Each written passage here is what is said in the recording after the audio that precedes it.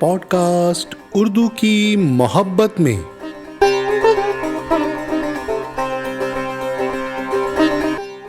Episode 44 44ویں قسط۔ سلام، آداب، نمستے، ست شری اکال۔ رات کے 8 بجے ہیں۔ میں دیو ہندوی آپ سب کا ادب و سخن کی اس محفل میں استقبال کرتا ہوں اور خوش آمدید کہتا ہوں۔ اردو کی اس محفل میں آپ سے ملاقات ہوگی، بات ہوگی ہر شکروار اور شنیوار، یعنی ہر جمعے اور ہفتہ رات 8 بجے۔ ہم بات کریں گے ہر اس بات پر جو بات اردو سے جڑی ہو، چاہے وہ شاعری ہو یا لٹریچر، تاریخ ہو یا لطیفے یا کچھ اور۔ یہ طے ہے کہ بات مزیدار ہوگی، ایسی باتیں جو دل کو چھو جائیں اور لمبے عرصے تک یاد آتی رہیں اور دل کو گدگداتی رہیں۔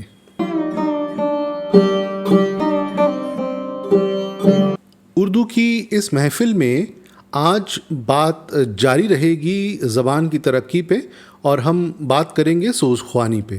پھر ہم بات کریں گے اردو کے ایک جانے مانے شاعر کے بارے میں، پھر ایک چھوٹا سا قصہ، اس کے بعد ایک لطیفہ، اور آخر میں ایک یادگار شاعری کے بعد موقع پہ شعر۔ تو آئیے شروع کرتے ہیں پوڈ کاسٹ اردو کی محبت میں۔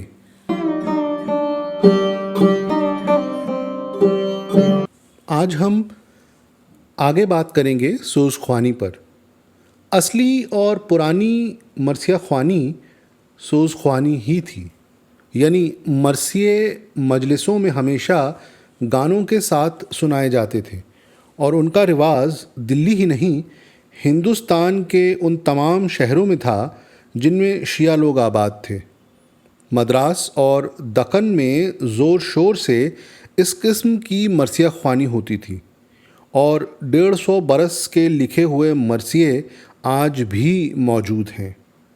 مرثیوں کو شاعری کے شعر پڑھنے کے لہجے میں ادا کرنا خاص لکھنؤ کی ایجاد ہے، اور اس میں میر انیس اور مرزا دبیر وغیرہ نے کمال دکھائے۔ ان کا ذکر ہم شاعری کے سلسلے میں کر چکے ہیں۔ سوز خوانی اگرچہ پہلے سے تھی اور ہر جگہ تھی، مگر اس میں بھی لکھنؤ کے سوز خوانوں نے ایسے ایسے کمال دکھائے کہ اس فن کو بھی اپنی خاصیت بنا لیا۔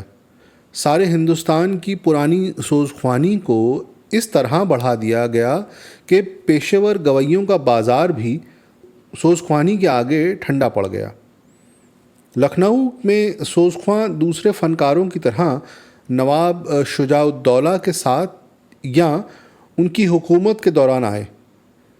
فیض آباد کی تاریخ میں لکھا ہے کہ شجاع الدولہ کی بیوی بہو بیگم صاحبہ کے محل میں مجلسیں ہوتی تھیں، اور جواہر علی خاں خواجہ سرا، جو ان کی ڈیوڑھی اور سارے علاقے کا مختار تھا، مرثیہ خوانوں کے مرثیے سنا کرتا۔ مگر اس وقت تک وہاں کی سوز خوانی وہی تھی جو ہر جگہ عام تھی۔ تو اردو کے بارے میں آج اتنا ہی، آگے مگر باتیں ہوتی رہیں گی، ذکر ہوتا رہے گا۔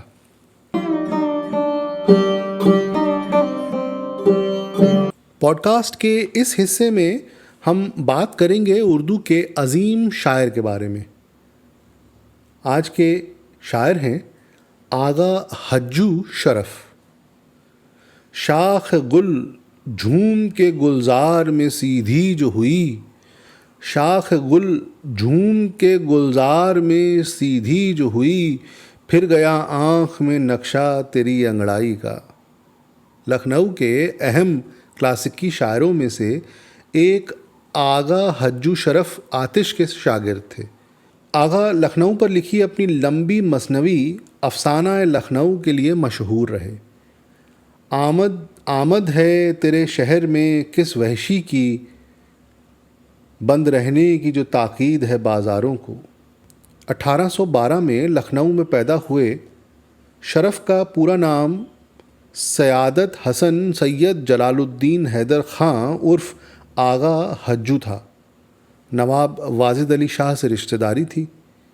کہا جو میں نے میرے دل کی ایک تصویر کھنچوا دو، کہا جو میں نے میرے دل کی ایک تصویر کھنچوا دو، منگا کر رکھ دیا ایک شیشہ چکنا چور پہلو میں۔ 1857 میں جنگ آزادی کے بعد نواب کو ضلع وطن کر کے کلکتہ بھیجا گیا تو شرف بھی ان کے ساتھ رہے۔ لکھا ہے جو تقدیر میں ہوگا وہی ہے دل، لکھا ہے جو تقدیر میں ہوگا وہی ہے دل، شرمندہ نہ کرنا مجھے تو دست دعا کا۔ 1887 میں آغا حجو شرف اس فانی دنیا سے الوداع ہو گئے۔ عشق ہو جائے گا میری داستان عشق سے، عشق ہو جائے گا میری داستان عشق سے، رات بھر جاگا کریں گے اس کہانی کے لیے۔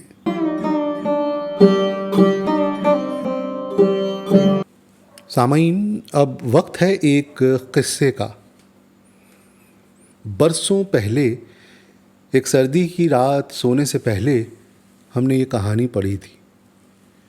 آج وہی قصہ ہم آپ سے کہتے ہیں، غور سے سنیے گا۔ ایک بادشاہ تھا، نام تھا شہریار۔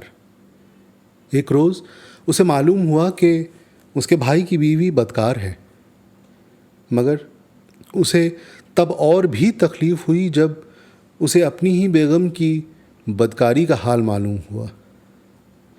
اس غم اور غصے میں اس نے اپنی بیگم کو موت کی سزا سنا دی، مگر اس کا غصہ اور تکلیف کسی حد کم نہ ہوئی۔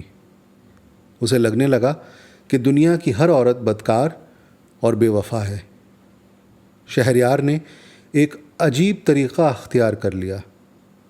وہ ایک کنواری لڑکی سے شادی کرتا اور اگلی ہی صبح اسے مروا دیتا، اس سے پہلے کہ اسے بے وفائی کا کوئی موقع ملے۔ یہ بہت ہی غلط تھا اور سب لوگ شہریار کے اس برتاؤ سے بہت پریشان اور ناخوش ہو گئے تھے۔ آخر کو اس وزیر جسے شہریار کے لیے روز نئی کنواری لڑکیاں ڈھونڈ کر لانے کی ذمہ داری دی گئی تھی، اس نے یہ پایا کہ اب اور کوئی کنواری لڑکی نہیں بچی ہے۔ وہ پریشان ہو گیا۔ جب کوئی لڑکی نہ ملی تو اس کی اپنی بیٹی، جس کا کہ نام شہرزاد تھا، اس نے خود کو شہریار کے پاس بھیجنے کی پیشکش کی۔ کوئی اور راستہ نہ ہونے کی صورت میں دکھی من سے وزیر کو یہ بات ماننی پڑی اور شہرزاد کو شہریار کے پاس بھیجنا پڑا۔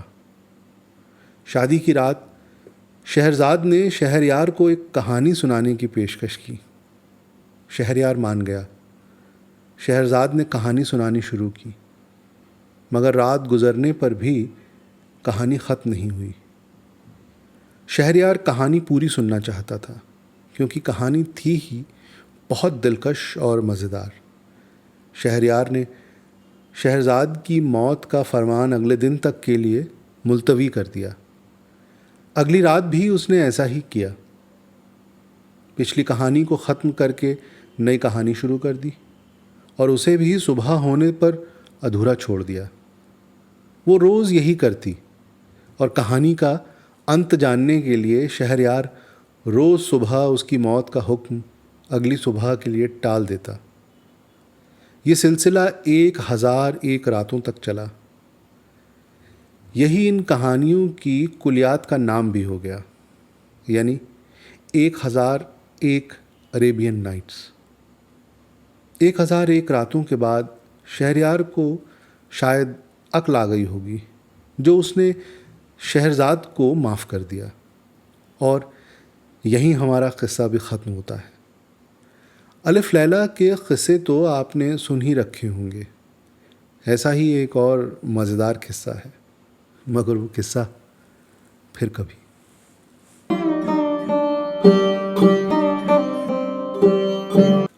اب ایک لطیفہ سنیے۔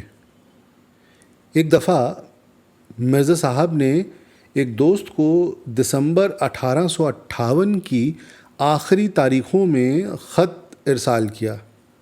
دوست نے जनवरी 1859 की पहली या दूसरी तारीख को जवाब लिखा। मिर्ज़ा साहब उनको लिखते हैं, देखो साहब, ये बातें हमको पसंद नहीं। 1858 के ख़त का जवाब 1859 में भेजते हो, और मज़ा ये कि जब तुमसे कहा जाएगा तो कहोगे कि मैंने दूसरे ही दिन जवाब लिखा था।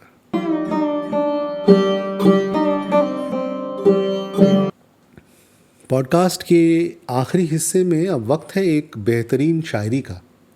आज के शायर हैं अली मुल्लाह। उनकी एक गज़ल पेश है। तो गज़ल मुलाहिज़ा हो। अब तलक हक़ नहीं पछाने वाह वाह, जान को अपनी न जाने वाह वाह। तुम जो करते हो फ़र्ज़ रोज़ा नमाज, महज़ आलम को दिखाने वाह वाह। मुफ्त खोई उम्र दाने घास में, फिर कहाते हो सियाने वाह वाह। माल व ज़र फ़र्ज़ंद की रख कर तलब, माल व ज़र फ़र्ज़ंद की रख कर तलब, हो रहे हक़ सूं अघाने वाह वाह। हक़ की खिलकत में मगर पैदा हुए, तुम महज़ खाने पकाने वाह वाह। खोपड़ी उल्टी ऊंधी के हाथ सूं, ऐंठ चलते हो उताने वाह वाह। है यगाने अक़रबां ख्वेशां सती, हैं यगाने अक़रबां ख्वेशां सती, आप अपने सुबेगाने वाह वाह। पूछते हैं सब नफ़ा नुकसान को, पूछते हैं सब नफ़ा नुकसान को, सर दिए पैसा कमाने वाह वाह। आशिकां को बोलते हैं ए अलीम, आशिकां को बोलते हैं ए अलीम, खल्क दुनिया के दीवाने वाह वाह। खल्क दुनिया के दीवाने वाह वाह। हुए हम ज़बान के दीवाने वाह वाह। तो ज़बान पे गौर कीजिएगा और लफ्ज़ों पे भी गौर कीजिएगा, और साथ ही अंदाज़ पे भी गौर कीजिएगा। बहुत खूब कलाम है।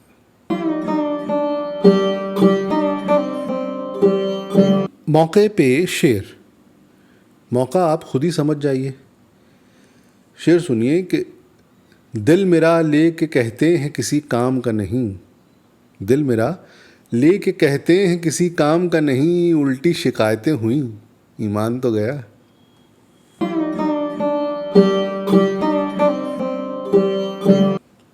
सामीन, अगर आपको ये कोशिश पसंद आई तो इसे लाइक ज़रूर कीजिएगा और कमेंट्स में अपने ख़याल भी ज़ाहिर कीजिएगा।